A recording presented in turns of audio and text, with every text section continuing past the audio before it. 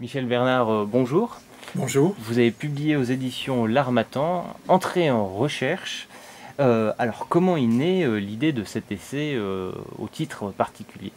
Voilà, alors c'est mon 8e livre et je l'ai écrit à partir de ma pratique d'universitaire pendant les nombreuses années où j'étais à Nantes ou à la Sorbonne. J'ai constaté que, en fait, à l'université, on enseigne aux gens à travailler sur un objet ou un domaine.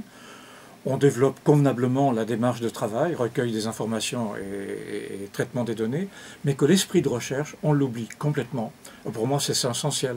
Si les gens quittent avec un mémoire ou une thèse ou un autre document de recherche, euh, en gardant seulement quelques méthodes techniques, etc., et sont pas habités par l'esprit de recherche, l'université a raté. Et alors, du coup, comment est-ce que vous appelez à développer cet esprit de recherche Alors, d'abord, je m'adresse au-delà des étudiants à toute personne, puisque je pense que l'esprit de recherche, c'est ce qui va caractériser le XXIe siècle pour tous les âges de la vie. Il faut s'étonner.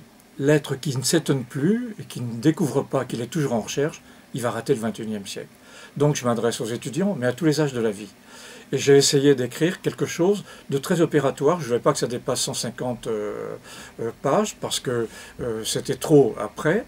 Et j'ai tenu à avoir un style dont Jean-Marie Quettel, qui fait la préface, la postface est faite par une professeure du Mexique, parce que le livre est traduit au Mexique. Jean-Marie Quettel me compare un peu à un poète. J'ai été ravi de la position, parce qu'il y a peut-être que le poète pour introduire l'esprit de recherche. Voilà. Et alors, du coup, comment est-ce que vous conseilleriez aux internautes une méthode ou plusieurs méthodes pour entretenir justement cet étonnement dont vous nous parliez? Comment Alors, rester étonné? voilà, comment rester étonné? Et d'abord, comment s'étonner? Oui, D'abord, parce que je ne suis pas sûr qu'en choisissant un sujet de mémoire, quelle que soit la licence, l'IUT, le master, etc., et a fortiori le doctorat, la question étonne. Souvent, c'est de la conformité. Enfin, je vois par exemple en droit, on impose le sujet, enfin, etc. Je ne vais pas rentrer dans les détails. Donc, il faut d'abord s'étonner de la question que l'on prend. Puis ensuite, rester étonné. Et je trouve très belle la définition d'Edgar Morin, qui est un ami, qui dit qu'est-ce qu'entrer en recherche? C'est de vivre pleinement la question toute sa vie.